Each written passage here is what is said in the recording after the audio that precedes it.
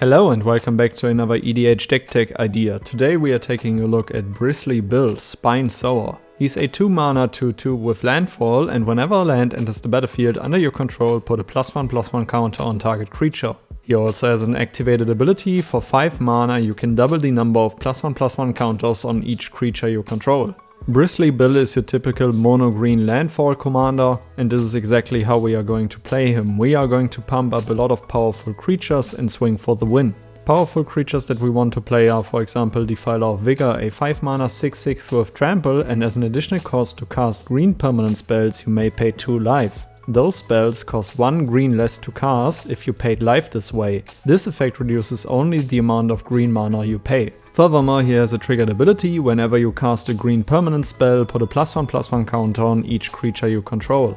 Defiler of Vigor is an absolute staple in mono-green stompy decks, because a 5 mana 6/6 with trample is already really solid, and discounting all of your green permanent spells is a huge advantage. Mana Gorger Hydra, a 3 mana 1/1 with trample, and whenever a player casts a spell, put a +1/+1 counter on Mana Gorger Hydra. This little creature is extremely dangerous as it gets out of hand really quickly and can already connect for a bunch of damage in the early game. Kodama of the West Tree, a 3 mana 3/3 with reach, and modified creatures you control have trample. So as soon as an equipment, aura or counter is on a creature, it counts as modified, what makes Kodama one of the most powerful creatures in this deck. It also has a triggered ability. Whenever a modified creature you control deals combat damage to a player, search a library for a basic land card, put it onto the battlefield tapped, and then shuffle your library. Let's assume you have Kodama in your opening hand, you bring out Bristly Bill on turn 2, and on turn 3 you play a land, use the landfall trigger from Bristly Bill to give it a +1/+1 counter, cast Kodama, and immediately connect with Bristly Bill. You just got yourself another basic land to the battlefield with another landfall trigger followed up.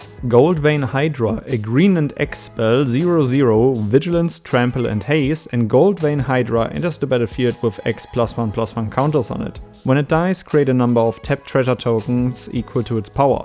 Depending on your board state, you can bring out Goldvein Hydra quite early in the game and still power her up with Bristly Bill's landfall trigger, so that when she dies you make a lot of treasure tokens for the mana that you actually put into the spell. Ornery Tumblewag, a 3 mana 2/2, and at the beginning of combat on your turn put a +1/+1 counter on target creature. Whenever Ornery Tumblewag attacks while settled, double the number of +1/+1 counters on target creature. We also play Railway Brawler, a 5 mana 5/5 with reach and trample, and whenever another creature enters the battlefield under your control, put X +1/+1 counters on it, where X is its power. You can plot the Brawler for 4 mana a turn early and cast it for free a turn later. Due to the fact that Bristly Bills wants to see a lot of lands entering the battlefield, we also play additional land cards. For example, Azusa, Lost But Seeking, a 3 mana 1/2, and you may play 2 additional lands on each of your turn. Wayward Swordtooth, a 3 mana 5/5 with Ascent, and you may play an additional land on each of your turns. Wayward Swordtooth can't attack or block unless you have the Siege's Blessing. Wayward Swordtooth is a great card in this deck as you can play additional lands on each of your turns. It is already a 5/5 for 3 mana, and Bristly Bill can power it up even more. We can also cast some of our OG Ram spells. Kodama's Reach, a 3 mana sorcery, search a library for up to 2 basic land cards, reveal those cards, put one onto the battlefield tapped and the other one into your hand and then shuffle. We also play Oracle of Muldaya, a 4 mana 2/2, and you may play an additional land on each of your turns. You play with the top card of your library revealed, and you may play lands from the top of your library. We also play Cultivate, a 3 mana sorcery, search a library for up to 2 basic land cards, reveal those cards, put one onto the battlefield tapped and the other one into your hand and then shuffle your library. Last but not least, we played Traverse the Outlands, a 5 mana sorcery, search a library for up to X basic land cards where X is the greatest power among creatures you control, put those cards onto the battlefield tapped and then shuffle your library. And now let's talk about a few artifacts and enchantments that will secure and accelerate your game plan. The Ozolith, a 1 mana legendary artifact. Whenever a creature you control leaves the battlefield, if it had counters on it, put those counters on the Ozolith. At the beginning of combat on your turn, if the Ozolith has counters on it, you may move all counters from the Ozolith onto target creature. Let's make even more counters. Hardened Scales, a 1 mana green enchantment. If 1 or more +1/+1 counters would be put on a creature you control, that many +1/+1 counters are put on it instead. Tribute to the World Tree, a 3-mana enchantment, and whenever a creature enters the battlefield under your control, draw a card if its power is 3 or greater, otherwise put 2 +1/+1 counters on it.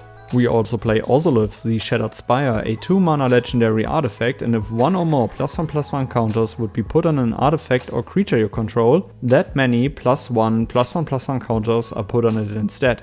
The Shattered Spire also has an activated ability for 2 mana, and tapping it, put a +1/+1 counter on target artifact or creature you control, activate only as a sorcery, and if you really need to, you can also cycle this card for 2 mana. Branching Evolution, a 3-mana enchantment, if 1 or more +1/+1 counters would be put on a creature you control, twice that many +1/+1 counters are put on that creature instead. This card does it all. We play the Great Henge, a 9-mana legendary artifact, and this spell costs X less to cast, where X is the greatest power among creatures you control. You can tap it to add 2 green mana and gain 2 life, and whenever a non-token creature enters the battlefield under your control, put a +1/+1 counter on it and draw a card. As you are going to build a really scary board, your opponents will try to interact with it, so we need to play some protection spells. So we play Heroic Intervention, a 2-mana instant, permanents you control gain hexproof and indestructible until end of turn. We also play Inspiring Call, a 3-mana instant, draw a card for each creature you control with a +1/+1 counter on it. Those creatures gain indestructible until end of turn. Gaia's Gift, a 2-mana instant, put a +1/+1 counter on target creature you control. It gains reach, trample, hexproof and indestructible until end of turn.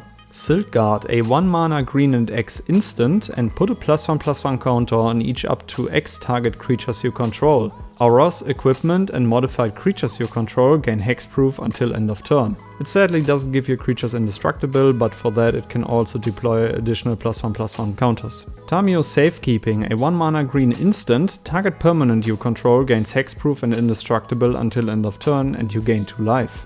A great single target protection spell, as it cares about permanent cards, so it can also protect your enchantments and artifacts or Eva lands. Tyvar's Stand, a 1 green and X instant, target creature you control gets +X/+X until end of turn and gains hexproof and indestructible. Let's talk about Carddraw in this deck. Rishkar's Expertise, a 6-mana sorcery, draw cards equal to the greatest power among creatures you control. You may cast a spell with mana value 5 or less from your hand without paying its mana cost. Return of the Wild Speaker, a 5-mana instant, choose 1, draw cards equal to the greatest power among non-human creatures you control, or non-human creatures you control get +3/+3 until end of turn. So you can either use it as a card draw spell or as an overrun effect. Greater Good, a 4-mana enchantment, and sacrifice a creature, draw cards equal to the sacrificed creature's power and then discard 3 cards. Garruk, Primal Hunter, a 5-mana legendary planeswalker. His +1 ability says create a 3/3 green beast creature token. His -3 says draw cards equal to the greatest power among creatures you control, and his ultimate says create a 6/6 green worm creature token for each land you control, and he starts at 3 loyalty. So you can immediately -3 him to draw a bunch of cards. And we also play Garruk's Uprising, a 3-mana enchantment, and when it enters the battlefield, if you control a creature with power 4 or greater, draw a card. In addition to that, creatures you control have trample, and whenever a creature with power 4 or greater enters the battlefield under your control, draw a card. Another mono-green staple is Guardian Project, a 4-mana enchantment, and whenever a non-token creature enters the battlefield under your control, if it doesn't have the same name as another creature you control or a creature card in your graveyard, draw a card. You want to win more? You get it. Overwhelming Stampede, a 5-mana sorcery, until end of turn, creatures you control gain trample and get +X/+X, where X is the greatest power among creatures you control. This is a classic mono-green finisher card. Depending on your board state, you can definitely kick out a few players in one turn. Triumph of the Hordes, a 4-mana sorcery, until end of turn, creatures you control get +1/+1 and gain trample and infect. Just as with Overwhelming Stampede, this card can win you the game on the spot. We also play Court of Garenbrick, a 3-mana enchantment, and when it enters the battlefield you become the monarch for some additional card draw. At the beginning of your upkeep, distribute 2 +1/+1 counters among up to 2 target creatures. Then, if you're the monarch, double the number of +1/+1 counters on each creature you control. Court of Garenbrick provides so much value it doesn't really matter if you're the monarch or not, but if you are, it can be a game-changing upkeep. And last but not least, we also play Primeval Bounty, a 6-mana enchantment. Whenever you cast a creature spell, create a 3/3 green beast creature token. Whenever you cast a non-creature spell, put 3 +1/+1 counters on target creature you control. And whenever a land enters the battlefield under your control, you gain 3 life. This card does it all, and it doesn't matter what you do after this card has resolved, you will definitely profit from it. Alright guys, these were a few cards that I will play in Bristly build Spine Sower. Let me know down in the comments below which cards you would add to the deck, which legendary creature I shall feature next, and then I would say, see you in the next one. Goodbye guys.